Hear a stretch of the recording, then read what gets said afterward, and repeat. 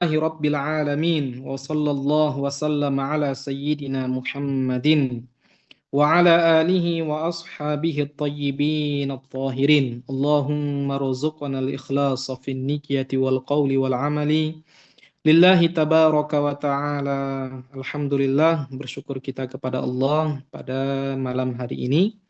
Kita masih diberikan nikmat kesehatan, nikmat kesempatan, sehingga dengan nikmat-nikmat tersebut kita dapat berkumpul kembali di majelis yang kita cintai ini. Kita meminta kepada Allah agar apa yang kita lakukan ini dicatat sebagai amal ibadah kita, amal kebaikan kita, dan menjadi sebab Allah ampunkan segala kesalahan-kesalahan kita. Amin ya rabbal alamin. Jangan lupa salawat serta salam tetap tercurahkan kepada baginda Rasulullah dengan lafal Allahumma salli ala Muhammad wa ala ali Muhammad. Para jamaah yang dirahmati oleh Allah, seperti biasanya, sebelum kita mulai, mari sama-sama kita hadirkan niat karena Allah. Apapun kebaikan, kebajikan, ketaatan yang kita lakukan, jangan pernah lupa bahwa itu semua semata-mata kita lakukan hanya untuk mengharapkan ridhonya Allah Ta'ala, bukan dikarenakan hal yang lainnya. Penting sekali untuk menata niat sebelum melakukan kebaikan. Di pertemuan kita sebelumnya, karena sudah ada beberapa pertemuan yang sudah kita lewatkan disebabkan satu dan beberapa hal lainnya, bahwa kita menjelaskan tentang apa-apa saja di antara syarat sahnya sholat. Ya, kita sebutkan di antaranya menghadap kiblat, dan ini sudah kita jelaskan ya secara detail. Kemudian melaksanakan sholat ketika sudah masuk waktu sholat, ini juga sudah kita jelaskan. Kemudian dia harus beragama Islam, dia harus muslim, maka orang kafir tidak boleh ya dikatakan kepada mereka sholatlah engkau, tidak boleh. Kemudian tamyiz ya, anak yang sudah mumayyiz, yang sudah bisa diajak berbicara kan ya. Maka anak yang belum tamyiz, ya, anak-anak kecil yang belum faham dengan apa yang kita katakan, tidak boleh kita katakan kepada mereka, sholat. Ya, sholatlah engkau nak. Tidak boleh. Tapi yang boleh kita katakan adalah, lihat bagaimana saya sholat. Ya, lihat nak bagaimana bapak sholat. Lihat nak bagaimana ibu sholat. Nah, ini yang boleh dikatakan. Ya, adapun jika dia belum tamyiz, ya, jika dia belum mumayyiz, maka tidak boleh dikatakan kepada anak tersebut, sholatlah engkau nak, tidak boleh. Kemudian juga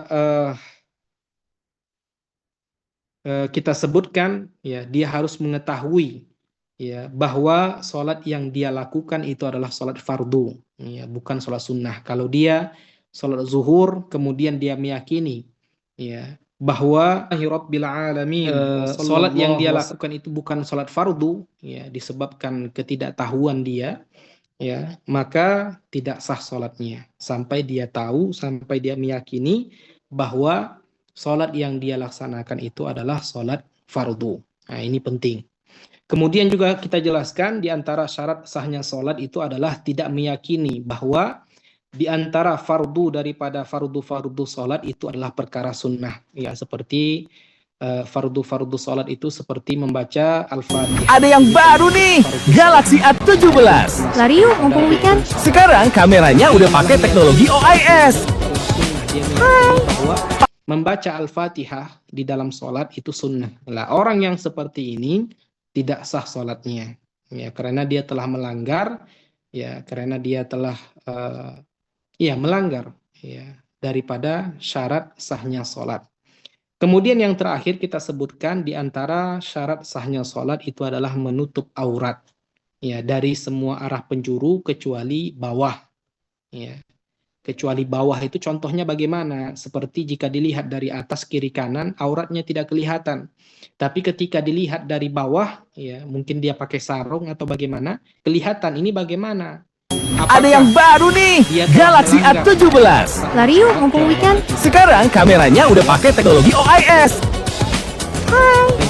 Pasti jadi stabil kontennya. Galaxy A17, beli sekarang. Bahwa aurat perempuan itu adalah seluruh anggota badannya kecuali wajah dan telapak tangan. Maka perempuan perlu tahu, ya, sangat penting bagi perempuan untuk mengetahui mana batas wajah dan mana batas tangan. Agar apa? Agar ketika sholat dia bisa menutupi bagian yang aurat dan bagian yang tidak aurat. Supaya dia tahu mana bagian yang aurat dan mana bagian yang tidak aurat. Ya, bagian yang aurat otomatis dia harus menutupinya. Karena orang yang sholat dalam keadaan auratnya terbuka, maka tidak sah sholatnya. Ini sudah kita jelaskan, kita hanya mengulang kaji, ya, agar ingat. Mungkin dikarenakan sudah beberapa pertemuan kita tidak ada, ya, kita tidak laksanakan, maka kita ingat kembali kajian yang telah lalu. Adapun sekarang kajiannya juga tidak kalah penting. Apa itu? Pembahasan tentang apa-apa saja, perkara-perkara apa saja yang bisa membatalkan sholat. Nah, ini penting ini. Ya, sebelum-sebelumnya kita membahas tentang syarat sahnya sholat. Sekarang kita akan menjelaskan tentang apa-apa saja, hal-hal apa saja, perkara-perkara apa saja yang bisa membatalkan sholat. Ya, kemudian nanti baru kita jelaskan tentang rukun-rukun sholat. Ya. Jadi semuanya dijelaskan nanti insyaallah ta'ala. Agar apa? Agar ibadah yang kita lakukan sesuai dengan tuntunan syariat. Agar ibadah yang kita lakukan sesuai dengan apa yang diajarkan oleh baginda Rasulullah Sallallahu Alaihi Wasallam kepada para sahabatnya dan begitu seterusnya.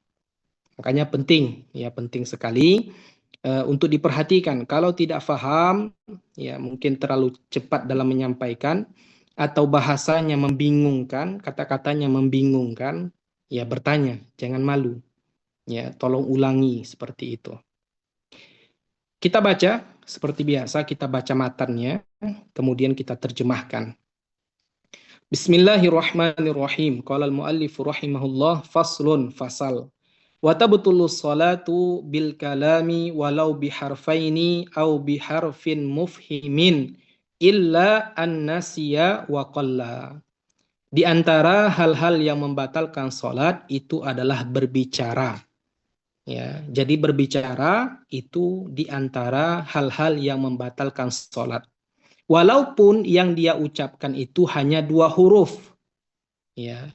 Walaupun yang dia ucapkan itu hanya 2 huruf atau bahkan 1 huruf yang memahamkan. Ya. 1 huruf yang memahamkan. Kecuali apa? Jika dia dalam keadaan lupa atau jika dia dalam keadaan lupa dan kemudian ucapan yang dia ucapkan, kalam, pembicaraan, perkataan yang dia ucapkan itu sedikit. Ya, kapan tidak batal berbicara ketika sholat? Jika dia lupa, kemudian yang dia ucapkan itu sedikit. Ya. Kalau dia lupa, ya, tapi yang dia ucapkan itu banyak, ya, maka di sini batal sholatnya. Kapan lupa ini tidak batal sholat? Kapan lupa, ya, berbicara dalam keadaan lupa tidak membatalkan sholat jika yang dia ucapkan, jika yang dia ungkapkan, kalimat yang dia keluarkan dari mulutnya itu sedikit. Nah, ini yang tidak membatalkan. Tapi kalau dia sengaja, ya, tidak dalam keadaan lupa, walaupun yang dia ucapkan itu 2 huruf, atau bahkan 1 huruf yang dia ucapkan, tapi bisa memahamkan, ya, 1 huruf yang memahamkan. Orang lain faham ketika huruf itu dikatakan. Ya, maka di sini batal sholatnya. Memangnya ada Ustaz 1 huruf yang memahamkan? Ada. Ya, kalau dalam bahasa Indonesia mungkin tidak ada, mungkin ya, tapi kemungkinan ada. Tapi dalam bahasa Arab itu ada. Ya, contohnya seperti apa? Qi. Ya, huruf qaf barisnya itu kasroh. Ya, qi. Nah, ini memahamkan. Orang lain faham ketika orang Arab ketika saya mengatakan qi, dia faham. Karena arti qi itu apa? Jauhlah, menjauhlah engkau. Ya. Amar, ya, memberikan perintah kepada orang lain untuk menjauh. Nah, ini kan memahamkan. Maka ketika saya sholat, ya, kemudian ada orang lewat di depan saya, kemudian saya mengatakan qi, ya, maka batal sholat saya. Kenapa? Walaupun yang saya ucapkan satu huruf, tapi yang saya ucapkan itu kalimat ataupun huruf yang memahamkan orang lain. Orang lain faham dengan apa yang saya ucapkan, maka batal sholat saya. Ya, jadi tidak boleh berbicara ketika sholat. Ya.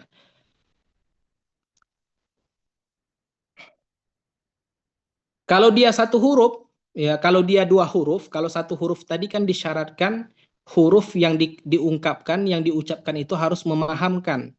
Ya, tapi kalau dia satu huruf tidak memahamkan, maka tidak batal. Ya, kalau dua huruf yang dia ucapkan, baik itu memahamkan, baik itu punya makna ataupun tidak, maka di sini batal. Ya, kalau dia berbicara dengan dua huruf, baik itu memahamkan ataupun tidak, maka ini batal. Berbeda dengan yang satu huruf. Yang satu huruf itu batal. Kapan? Jika satu huruf yang dia ucapkan itu bisa memahamkan orang lain. Orang lain faham dengan apa yang dia ucapkan, maka di sini batal. Ya. Kecuali dia dalam keadaan lupa dan kalimat yang dia lontarkan, kalimat yang dia ucapkan itu sedikit. Maka di sini tidak batal. Kita lanjutkan. Yang kedua, di antara hal-hal yang membatalkan sholat itu adalah wabil fi'lil kathir, ya, bergerak banyak, ya, bergerak banyak itu membatalkan sholat. Sebagian para ulama, ya, mentarifkan, memberikan definisi, memberikan pengertian dari kata bergerak banyak itu adalah yang mencakup masa satu rakaat. Ya. Jadi kalau seandainya ya satu rakaat itu masanya adalah 5 menit, ya maka jika dia bergerak banyak dalam masa 5 menit ini batal sholat dia. Ya, melebihi 5 menit maka batal sholat dia. Ini sebagian para ulama berpendapat seperti itu. Sebagian ulama lain mengatakan yang dimaksud dengan banyak bergerak di sini adalah 3 pergerakan yang berturut-turut, yang berkesinambungan. Ya, akan tetapi ya ulama fikih menyebutkan pendapat yang paling kuat itu adalah pendapat yang pertama. Apa? Yang berkaitan dengan masa ataupun waktu satu rakaat. Jika dia bergerak banyak dalam masa tersebut maka batal sholatnya. Jika tidak maka tidak. Nah, ini pendapat yang paling kuat. Tapi pendapat yang paling masyhur, ya pendapat yang paling terkenal, ya pendapat yang paling banyak menyebar itu adalah 3 kali pergerakan berturut-turut. Ya, berturut-turut. Ini yang membatalkan sholat. Contoh 3 kali pergerakan berturut-turut itu seperti apa? Seperti dia ya melangkah 3 langkah ya secara berturut-turut. Ya selangkah, 2 langkah, 3 langkah. Ya berturut-turut tanpa ada berhenti. Tapi kalau dia berhenti, maka tidak dihitung sebagai 2 atau 3. Ya, tapi masih dihitung 1. Ya, contoh dia ingin mengisi kekosongan soft yang ada di depannya. Ya, maka boleh bagi dia untuk maju selangkah, kemudian berhenti, kemudian selangkah lagi, kemudian berhenti, kemudian selangkah lagi, kemudian berhenti. Kalau seandainya barisan yang kosong itu jauh di depan. Ya, karena setiap dia berhenti dan melangkah lagi itu dihitung dari 1 lagi, bukan dihitung 2. Karena yang batal itu apa? 3 kali pergerakan berturut-turut, bukan yang berhenti, tapi yang batal itu berturut-turut. Ya, maka ini perlu difahami. Ya, yang batal itu adalah 3 kali bergerak secara secara berurutan. Kalau tidak berurutan maka tidak masalah. Ya, ini pendapat yang paling masyhur, tapi pendapat yang paling kuat adalah yang berkaitan dengan masa, ya, yang berkaitan dengan waktu yang kita habiskan ketika melaksanakan sholat satu rakaat. Kalau seandainya satu rakaat itu memakan waktu 5 menit, ya, maka 5 menit jika dia bergerak selama 5 menit, ya, atau lebih, ya, maka batal sholatnya. Jika tidak, tidak. Ya, ini perlu diketahui, penting untuk diketahui.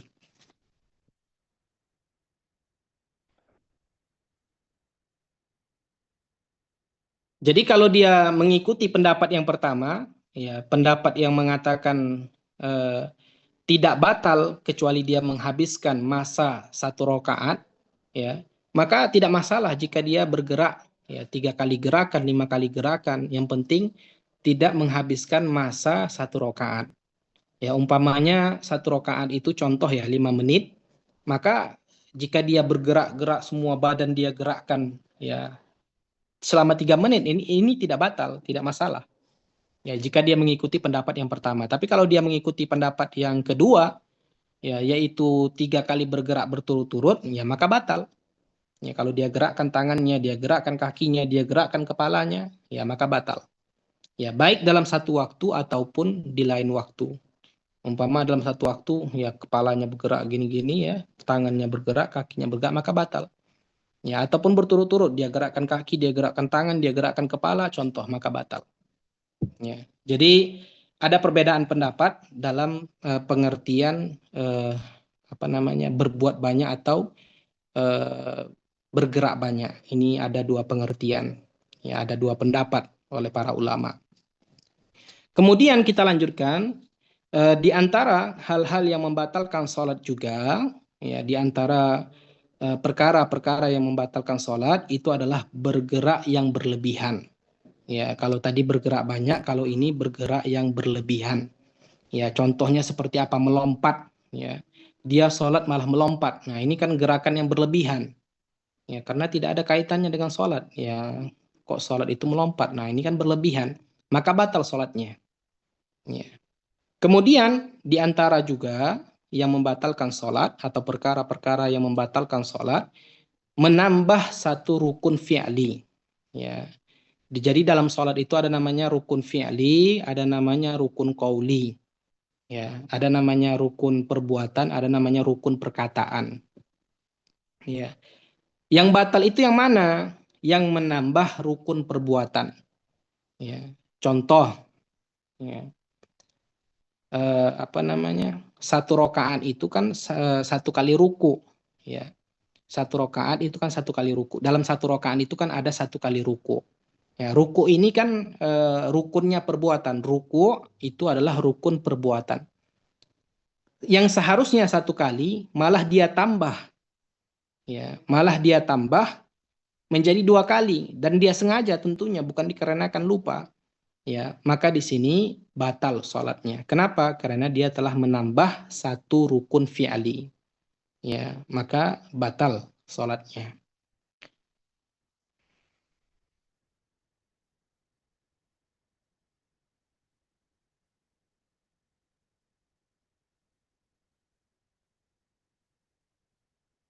Adapun kalau dia menambah rukun qauli, ya. Kalau rukun qauli itu rukun perkataan, seperti membaca surah Al-Fatihah. Ya, dia tambah umpama dalam 1 rakaat dia 2 kali membaca Al-Fatihah, ya, maka di sini tidak masalah, ya, tidak batal sholatnya. Ya, yang membatalkan sholat itu apa? Orang yang menambah rukun fi'li, orang yang menambah rukun perbuatan. Ya, umpamanya dalam 1 rakaat itu dia 2 kali ruku, umpamanya. Nah, ini batal sholatnya jika dia sengaja, ya. Maka batal sholatnya. Kemudian di antara ya perkara-perkara yang membatalkan sholat itu adalah bergerak 1 kali dengan niat bermain. Ya, bergerak 1 kali dengan niat bermain. Ini membatalkan sholat. Nah, ini biasanya bocil-bocil sering kita lihat seperti itu. Kalau bapak-bapak ya sepertinya tidak ada. Kalau ada berarti ya bahaya berarti. Ya biasanya bocil-bocil ya, anak-anak kecil biasanya sering melakukan ini. Ya dia sholat, ya teman dia di samping, ya dia giniin teman dia. Ya dia gini-gini teman dia. Nah ini satu pergerakan, ya niatnya untuk bermain, niatnya untuk bercanda, maka batal sholatnya. Ya tidak boleh. Ya tidak boleh.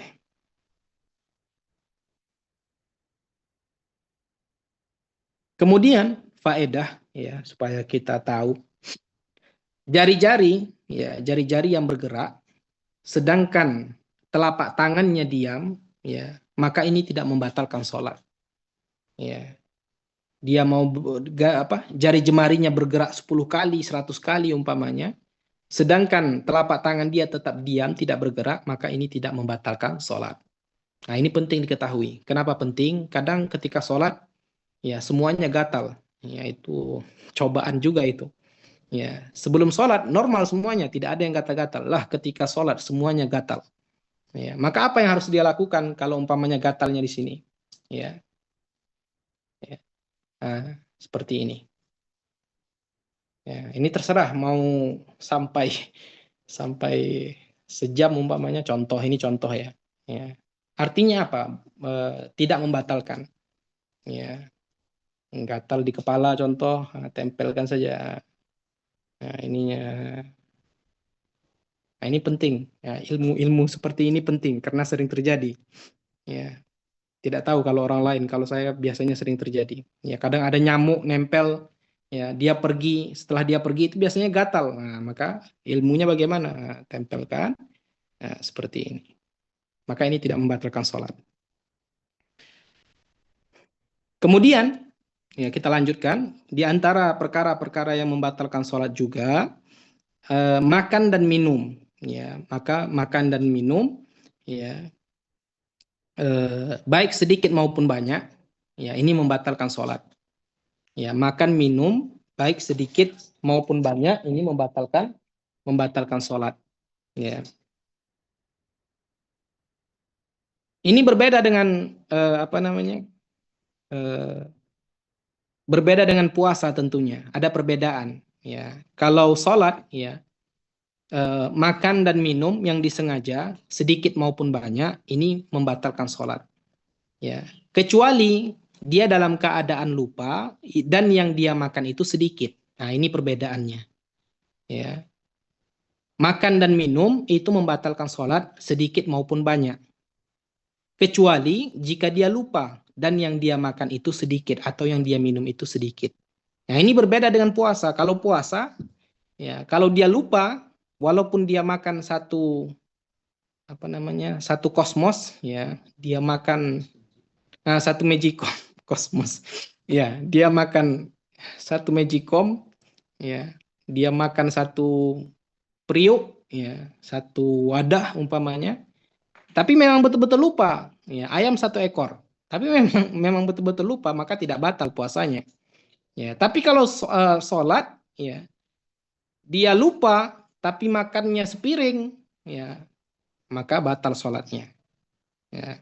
Tapi lupa, iya lupa, tapi yang dia makan itu banyak.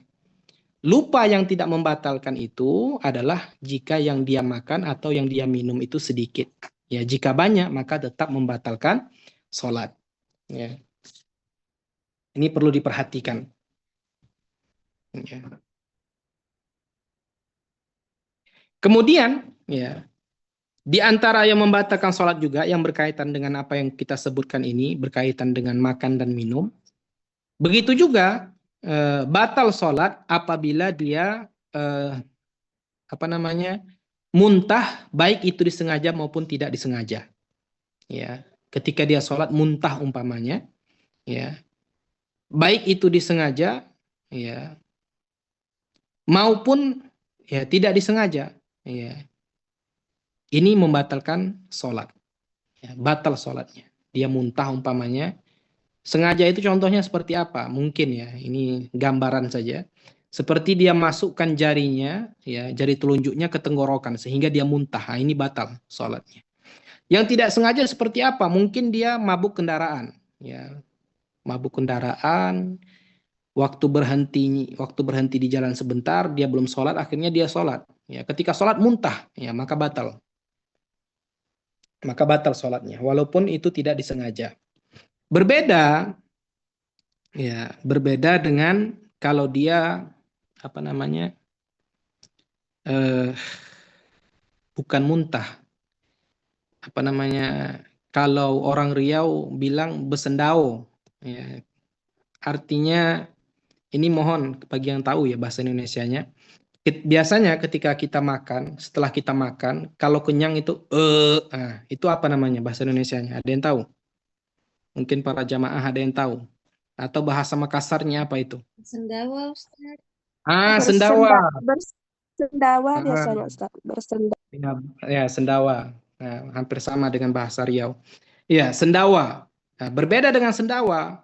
Ya, kalau sendawa, ya, jika mengeluarkan ya sesuatu, ya, kemudian ya bersendawa, jika apa namanya, kadang kan bersendawa itu ada yang mengeluarkan sesuatu, ada yang tidak. Ya, kalau muntah itu sudah pasti mengeluarkan sesuatu. Ya, berbeda dengan sendawa. Kalau sendawa itu, jika sendawanya itu sampai ke permukaan mulutnya dan tidak dia telan kembali, ya, maka di sini tidak batal. Ya.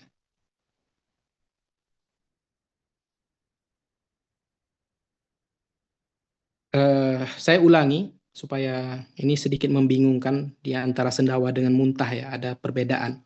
Kalau muntah, ya muntah baik itu disengaja ataupun tidak disengaja, itu membatalkan sholat. Kalau sendawa, ya apabila sendawanya ini sampai ke, apabila sendawanya ini kemudian ada sesuatu yang keluar sampai ke permukaan apa namanya, ke mulutnya, ya telah melewati tempat keluarnya huruf H, ya sudah sampai di mulut, ya sudah sampai di bibir atau sampai di lidah, nah, itu kan sudah melewati tempat keluarnya huruf H. Nah, ini batal, ya batal. Begitu juga kalau seandainya dia ragu, ya apakah ada keluar ketika dia bersendawa sesuatu dari mulutnya atau tidak, ya maka ini juga batal, ya. Kalau dia ragu, ya, kalau dia ragu apakah ada sesuatu yang keluar ketika dia bersendawa ke permukaan mulutnya ketika dia bersendawa, ataupun ya ragu antara ada atau tidak ada. Ya, kalau tadi kan ragu ada. Kalau ini ragu tidak ada sesuatu yang keluar, maka di sini tidak batal sholatnya. Ya, ini keadaannya cocok ini. Saya lagi di luar, tidak ada AC-nya jadi panas, ya, tidak fokus. Saya ulangi lagi, ini pembahasannya sangat rumit. Ya, kalau dia muntah, ya, muntah ketika sholat, ini baik disengaja ataupun tidak disengaja, ini batal sholatnya. Ya, disengaja ataupun tidak disengaja, ini batal sholatnya. Kalau ditanya kenapa batal sholatnya, baik yang disengaja ataupun tidak disengaja, karena muntahan itu najis.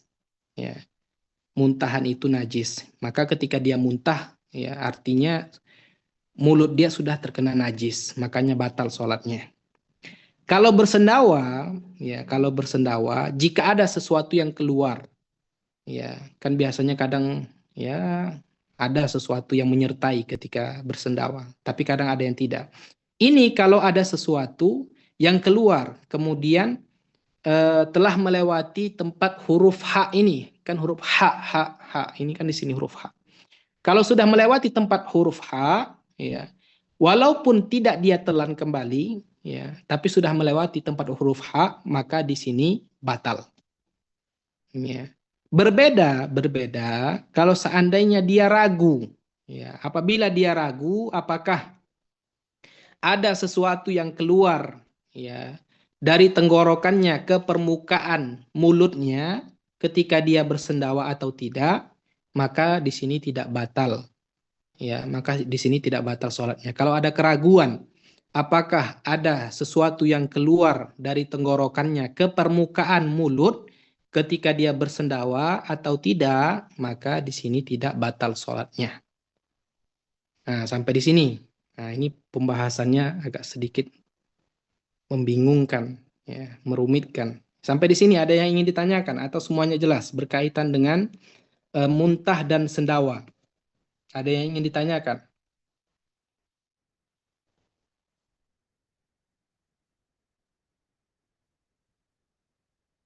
Izin bertanya, Ustadz.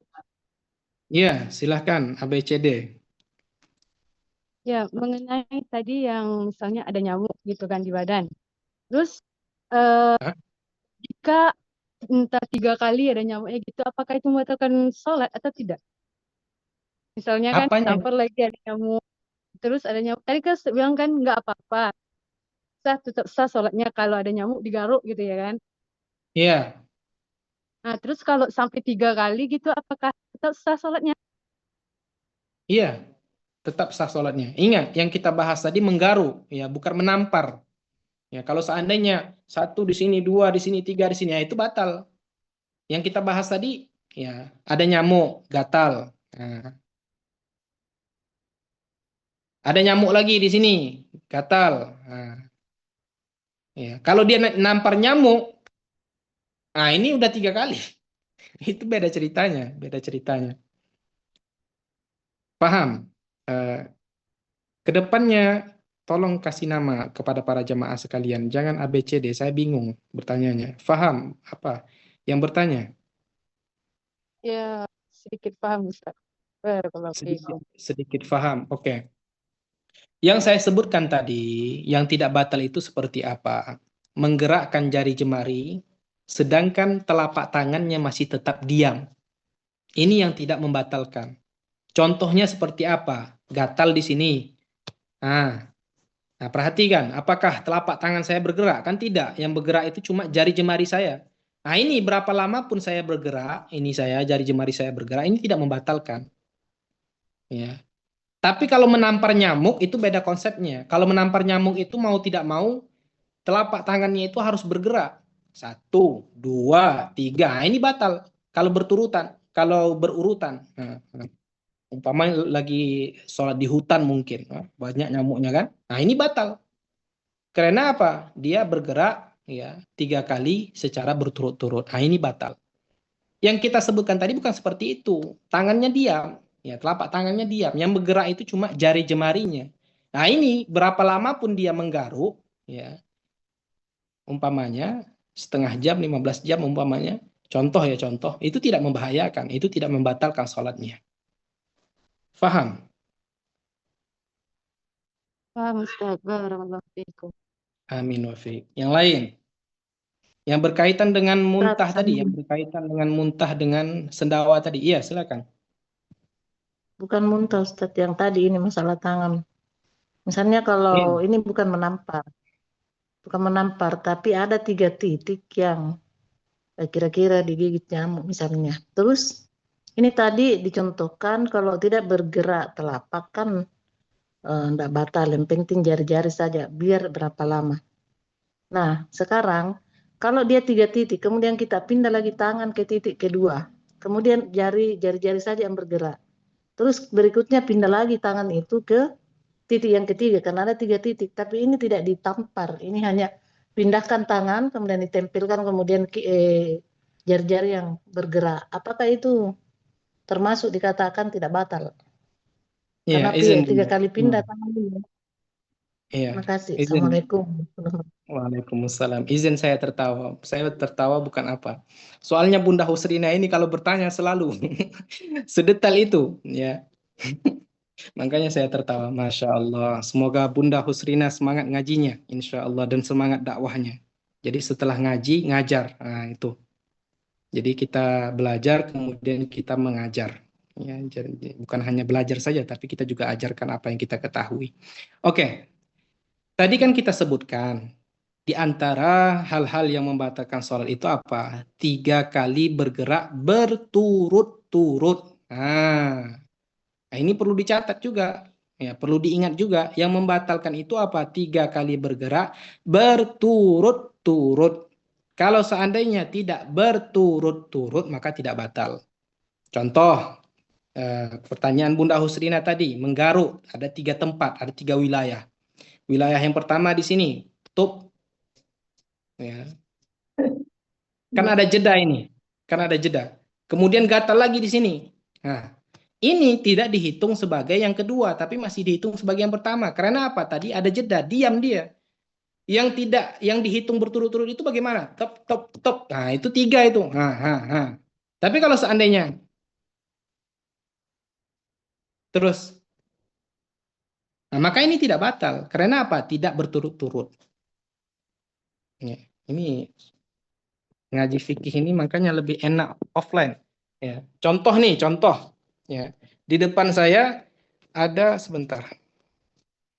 Di depan saya ada soft yang kosong. Ini kelihatan tidak? Di depan saya ada soft yang kosong. Nah, ini kaki saya. Ya.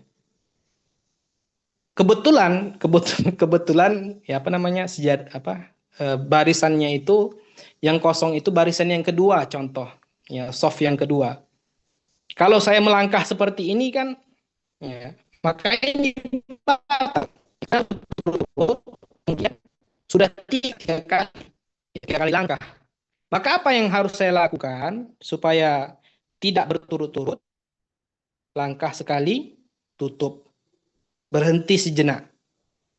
Kemudian langkah lagi. Nah ini tidak dihitung sebagai yang kedua, tapi masih dihitung sebagai yang pertama. Kenapa? Karena tadi ada jedanya.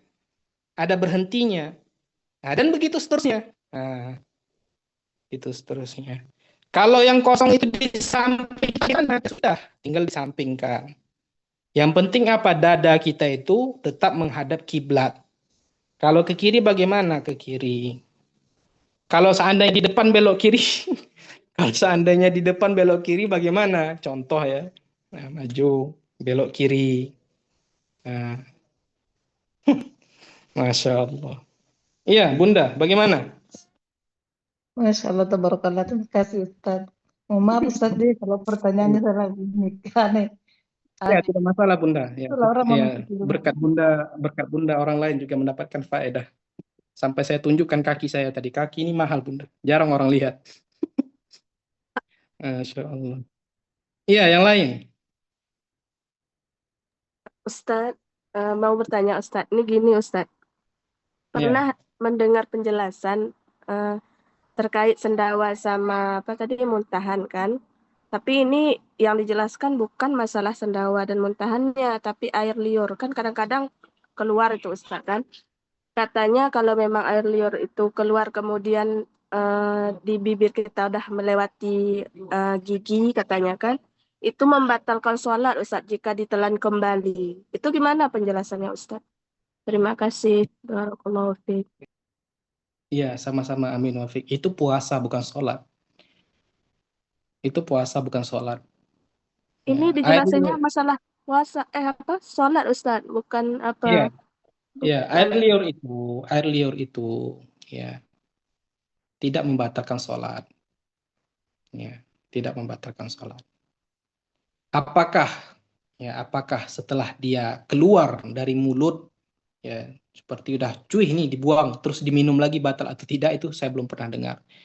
Ya, tapi air liur itu berbeda pembahasannya dengan sholat dan puasa. Kalau puasa ya itu pun bahkan puasa pun itu ada perbedaan pendapat. Ya, ada yang mengatakan batal, ada yang mengatakan tidak. Seperti itu. Yang disebutkan di sini ya yang membatalkan itu adalah makan dan minum. Ya, di sini tidak disebutkan permasalahan air liur karena permasalahan air liur itu disebutkan di bab puasa. Tapi kalau belum ya pernyataan saya ini belum menjawab, nanti insya Allah setelah ini saya tanyakan. Kemudian malam Senin saya jawab. Malam besok saya jawab insya Allah. Jadi Ya, yang Ustaz, lain. Baik. ya Ustadz silakan. ada satu lagi Ustadz boleh? Iya, boleh. Sebelum diambil Bunda Husrina, silakan. Masalah itu tadi Ustadz berbicara tapi lupa. Jika sedikit dimaafkan, jika banyak tidak dimaafkan Ustadz kan? Apa ada rinciannya itu Ustadz? Karena sering kalau sholat itu kan tiba-tiba lupa jadinya zikir kayak mengucapkan astagfirullahalazim kayak gitu Ustadz. Apa ada Nah, rinciannya yang kata-kata banyak itu Ustadz? Terima kasih. sama-sama. Ya, berbicara. Perhatikan, kita menyebutkan tadi apa? Sebentar, saya cari dulu judulnya. Berbicara. Mana tadi berbicara?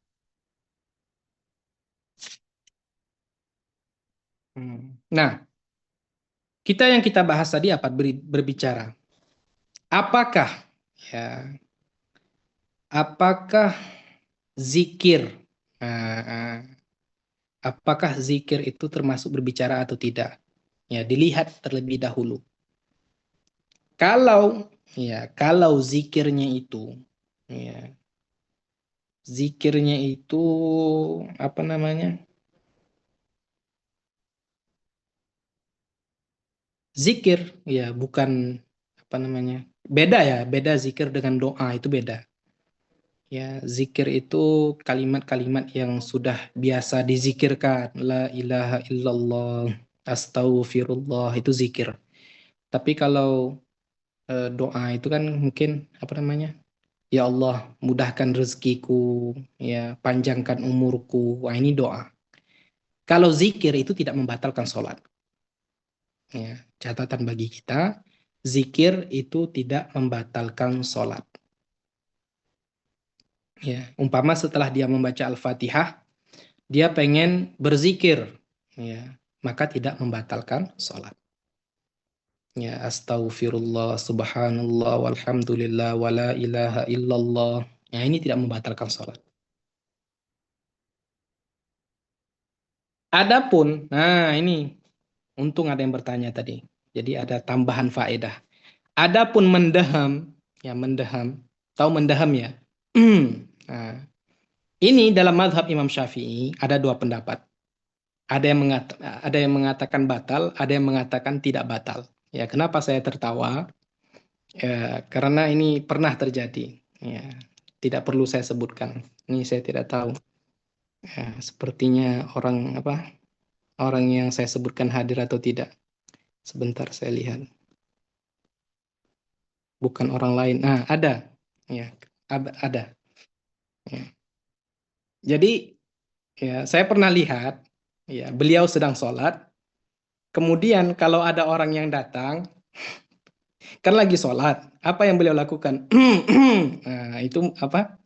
Mungkin sebagian orang tua juga melakukan hal seperti itu. Sebagian orang-orang tua ya, orang-orang tua dulu mungkin ya, melakukan hal seperti itu. Apa? Kode bahwasanya dia sedang sholat. Apa yang dia lakukan? Assalamualaikum, umpamanya kan. Ketuk-ketuk pintu rumah. Dia lagi sholat, beliau lagi sholat. Apa yang beliau lakukan? Ya, supaya orang tahu bahwa beliau sedang sholat. Nah, ini ternyata dalam mazhab Imam Syafi'i ada dua pendapat. Ada yang mengatakan batal, ada yang mengatakan tidak batal. Ya, ini jika mendahamnya sengaja. Ya, kalau tidak sengaja beda lagi, tidak masalah. Ini yang disengaja. Seperti contoh yang saya sebutkan tadi, makanya saya tertawa. Ya, paham? Ustaz, barakallahu fiik. Izin menyanggah, Amin. Ustaz. Hah? Bukankah sebaiknya kalau kita lagi sholat gitu, kita menguatkan suara bacaan kita supaya orang tahu kita sholat, bukan berdaham. Nah, itu saya tidak tahu. Yang saya bahas tadi mendaham. Apakah kita dianjurkan untuk membaca kuat? Ya, bacaan sholat kita agar orang tahu kita lagi sholat, itu saya belum pernah mendengar. Tapi dalam sholat itu ada namanya bacaan sir, ada namanya bacaan jahar. Ada kalanya dibaca kuat, ada kalanya dibaca tidak kuat. Ya, bacaan kuat itu ketika malam. Ya, bacaan tidak kuat itu ketika siang, sholat zuhur, sholat asar. Ya, makanya tidak ada kita lihat orang sholat zuhur itu bacaannya kuat. Ya, itu dalam fikih disebut dengan bacaan yang sir. Ya, tapi apa yang disebutkan oleh saudari tadi, ya saya belum pernah dengar. Mungkin seperti itu dan mungkin saja tidak. Saya tidak pernah dengar. Ya. Bagaimana jika misalnya ada seseorang datang ke rumah kita, ucap salam gitu, Assalamualaikum. Terus kita lagi sholat. Berdaham, bagaimana orang tahu kalau kita lagi sholat? Sedangkan kita cuma berdaham gitu. Coba kalau dikuatkan kan bisa mengerti orang gitu, Ustaz. Iya. Mungkin orangnya mikir lagi ngaji mungkin. Jadi ya hukum itu tidak bisa lebih baik seperti ini, kita akal-akali ya, tidak bisa. Saya hanya menjelaskan apa yang saya ketahui. Apakah lebih baik dia mengeraskan suaranya agar orang tahu dia lagi sholat? Kan bisa saja orang mikirnya dia lagi baca Al-Quran, kan seperti itu. Lagian kan bacaan dalam sholat itu kan cuma surah Al-Fatihah, kemudian surah-surah pendek yang lain. Ya, tapi kalau yang lain kan tidak mungkin. Ya, subhanarabbil a'la wa bihamdi, kan tidak lucu juga seperti itu. Ya. Tapi yang jelas seperti itu, mendaham. Nah, ini tidak usah masuk ke lebih ringkas, lebih mendalam, lebih detail. Mendaham, ya, yang disengaja, ya, ini dalam mazhab Imam Syafi'i ada dua pendapat. Ada yang mengatakan batal, ada yang mengatakan tidak batal. Ya, yang lain. Ini masih ada lagi. Ya, kita lanjutkan dulu ya, supaya nanti boleh Jadi bertanya. Iya Bunda misalnya, Husrina, silakan. ya, Ya, maaf silakan. ya. Seumpama Ustaz tuh ini kita tidak sengaja, ini ada misalnya tulang tertelan tapi tidak melewati makhrajnya huruf H. Tapi pada saat kita sholat tak sengaja, tidak sengaja tertelan. Apakah itu termasuk membatalkan sholat atau gimana? Iya, Masya Allah. Yang pertanyaan Bunda Husrina luar biasa. Tulang Bunda ya, kebetulan tulang bukan nasi. Masya Allah. Atau misalnya juga termasuk Ustadz, misalnya ada tertinggal di gigi. Kita sudah sikat gigi, tapi ternyata kan gigi lubang misalnya pas kita sholat keluar. Ya, Itu gimana? kebetulan Apakah giginya dikeluar? berlubang pula waktu itu ya. Ya, seumpamanya Ustadz. Apakah harus sebaiknya dikeluarkan ataukah karena kan kalau misalnya tinggal di dalam bisa saja tertelan tanpa sengaja. Itu gimana Ustadz itu? Ini maaf Ustadz ya karena Iya. perlu kita tanyakan ini. Iya. Di sini hanya dibahas tentang yang sadar dengan yang lupa. Apakah yang disengaja itu masuk yang sadar atau yang lupa, saya belum pernah dengar.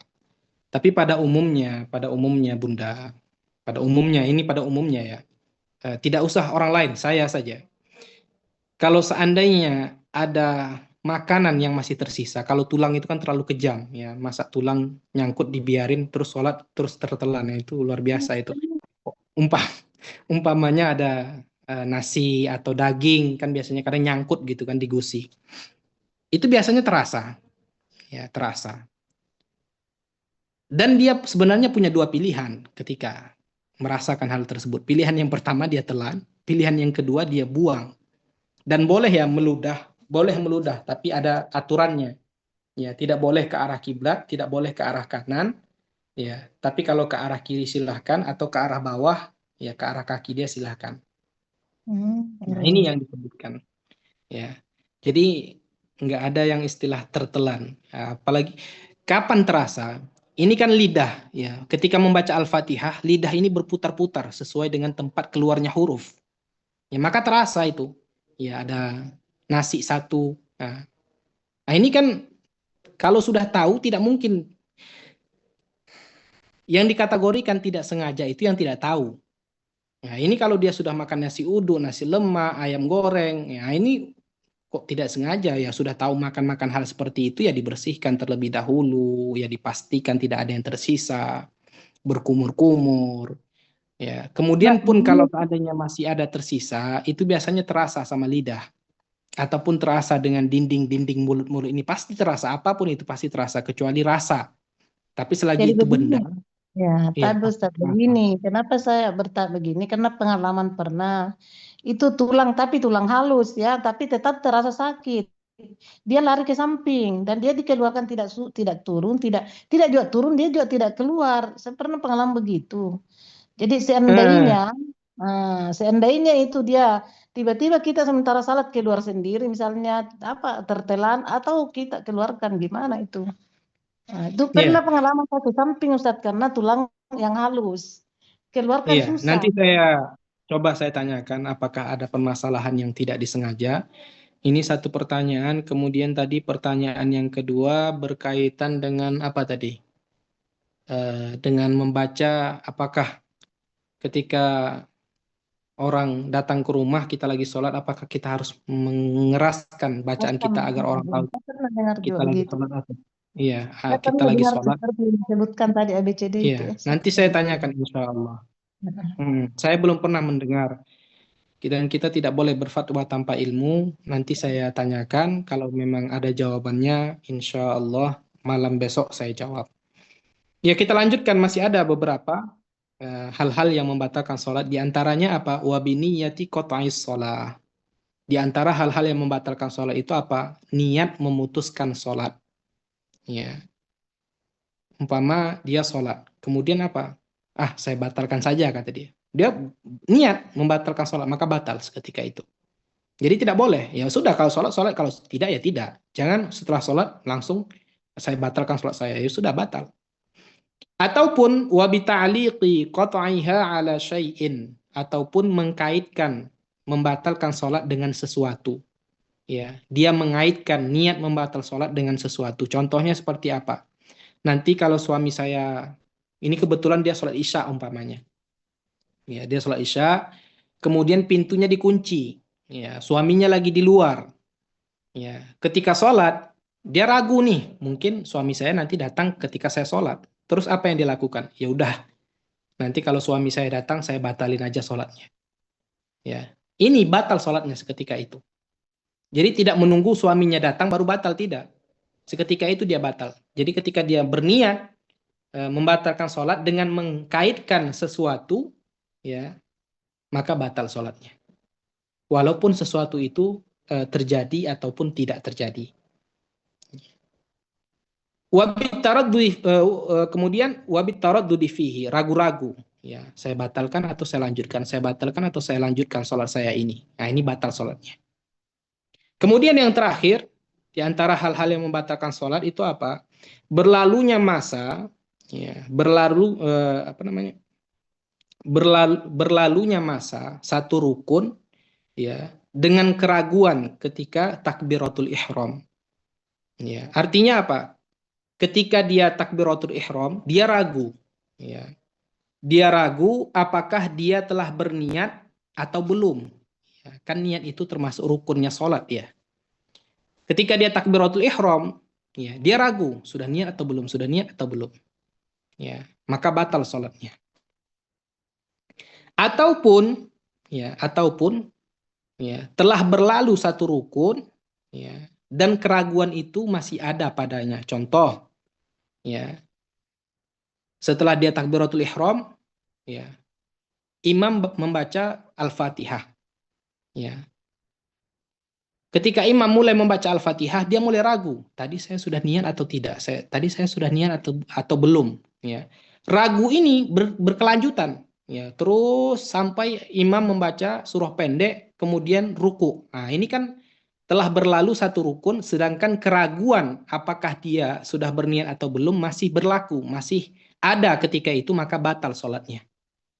Tapi kalau keraguannya itu tidak sampai menghabiskan satu rukun, ya maka tidak batal. Umpama ketika imam sampai pada ayat yang ketiga daripada surah Al-Fatihah, keraguan dia hilang. Oh iya, tadi saya sudah niat.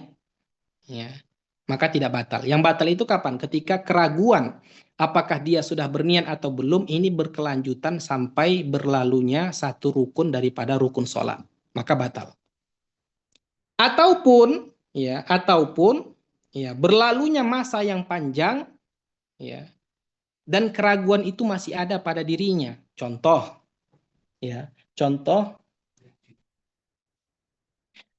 apa? Contohnya, ya, imamnya kebetulan imam Masjidil Haram, contoh, ya, yang dibaca surah Al-Baqarah, ya, sampai habis. Ya.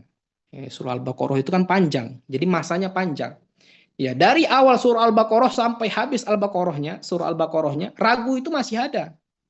Ya, saya sudah berniat atau belum? Saya sudah berniat atau belum? Maka batal sholatnya. Walaupun belum berlalu satu rukun daripada rukun-rukun sholat. Ya, alhamdulillah sampai di sini. Jika ada yang ingin ditanyakan sebelum kita tutup, silakan. Ada Ustadz, ada. Ya, Bunda Husrina. Satu pertanyaan lagi, Bunda, bonus. Aduh Pak Ustadz. Jadi tadi itu kalau seperti itu kasusnya, tidak bisa ini satu pertanyaan Ustadz karena terkait, mohon maaf ini ya. Jadi begini. Sisakan untuk malam besok, Bunda, iya. Nah, tapi Ya, kan satu ini, misalnya begini, kalau Ya, seperti itu ragu, niat belum atau tidak, sampai tadi melewati batas yang dimaksud. Jadi apa yang mau dilakukan? Apa solusinya kira-kira? Dia apakah niat mufarak atau niat masbuk ya? Atau bagaimana itu Ustaz? Kalau sudah seperti itu kasusnya. Oke, sebentar saya jawab dulu yang ini. Yang saya sebutkan tadi ragu apakah dia sudah niat sholat atau belum, bukan dia ragu niat bermakmum atau tidak.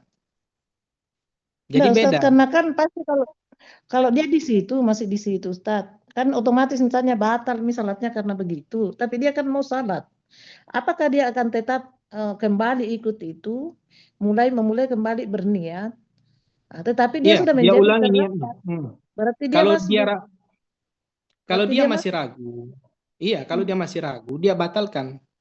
Karena walaupun tidak dia batalkan, itu sudah batal. Jadi Ya. judul kita malam ini kan perkara-perkara yang membatalkan sholat. Di antaranya apa? Ragu. Ya, ragunya itu panjang, ya, masanya panjang, waktunya panjang. Apakah dia sudah berniat ketika sholat atau tidak berniat? Kadang kan ada orang seperti itu, karena sudah Ya. terbiasa sholat, akhirnya apa? Dia lupa, saya sudah niat tadi atau belum? Karena niat ini termasuk rukun sholat. Lah ini dilihat, ragunya ini sampai kapan? Apakah sudah berlalu satu rukun atau belum? Ya, kalau seandainya belum, maka tidak batal. Kalau seandainya sudah berlalu satu rukun, maka batal. Atau belum berlalu satu rukun, tapi masa keraguan dia itu panjang. Seperti imam membaca surah Al-Baqarah. Al-Baqarah itu kan panjang, bisa 10 menit, 15 menit, setengah jam umpama, tergantung bacaan imam. Nah ini kan panjang waktunya, maka batal. Ya walaupun belum berlalu satu rukun. Kalau sudah batal, apa yang harus dia lakukan? Ya sudah, Ya. takbir ulang lagi. Sholat ulang lagi. Kalau dia masbuk bagaimana? Ya masbuk, ya masbuk. Ya sesuai Artinya dengan Ustaz, hukum. kan terlewatkan, dia takbir kembali tapi tidak niat masbuk ya. Itu maksud saya. Karena kan ceritanya dia Sebentar, batal. sebentar. Masbuk itu tidak harus diniatkan. Oh iya, iya, oke. Tidak harus diniatkan. Saya sholat masbuk, tidak ada seperti itu. Yang ada saya sholat sebagai imam atau saya sholat sebagai makmum. Mm-mm.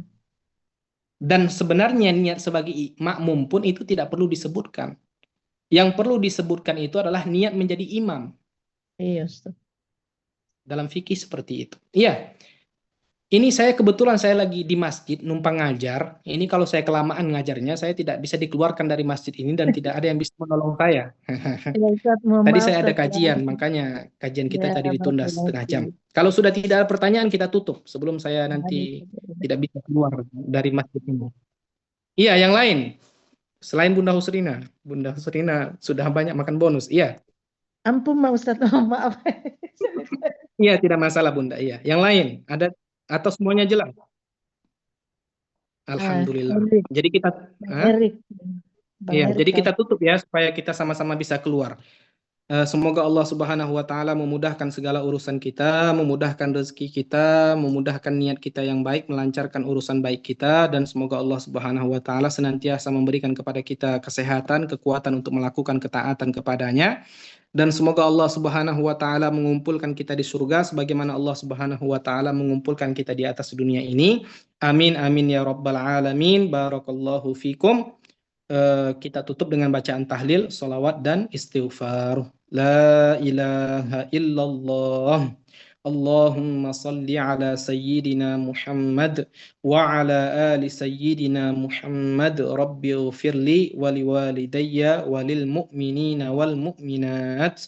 Walhamdulillahi rabbil alamin. Barakallahu fikum. Assalamualaikum warahmatullahi wabarakatuh. Waalaikumsalam warahmatullahi wabarakatuh. Waalaikumsalam. Syafakumullah, syafakumullah. Amin.